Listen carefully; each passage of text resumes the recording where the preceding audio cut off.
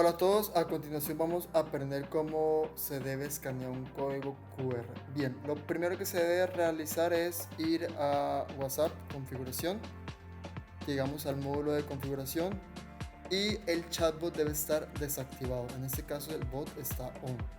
Vamos al lapicito y el chatbot debe estar desactivado. Lo desactivan y luego update.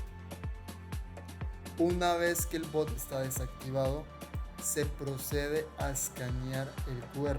Volvemos a la cuenta y ya aparece acá el QR. Aparece el QR, se escanea, se espera unos minutos. Si es un número nuevo, por favor esperar 30 minutos mientras que se conecta, 30-40.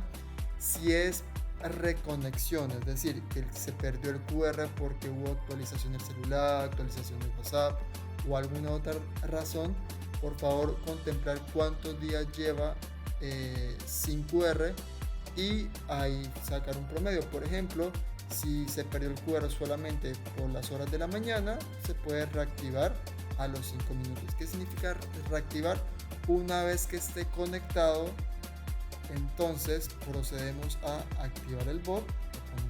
Está en gris, significa disable, morado significa habilitado, update y listo. Después de 30 minutos pueden actualizar, es decir, activar el bot. Nuevamente sería desactivan el chatbot, escanean el QR, esperan el tiempo y luego activan el chat.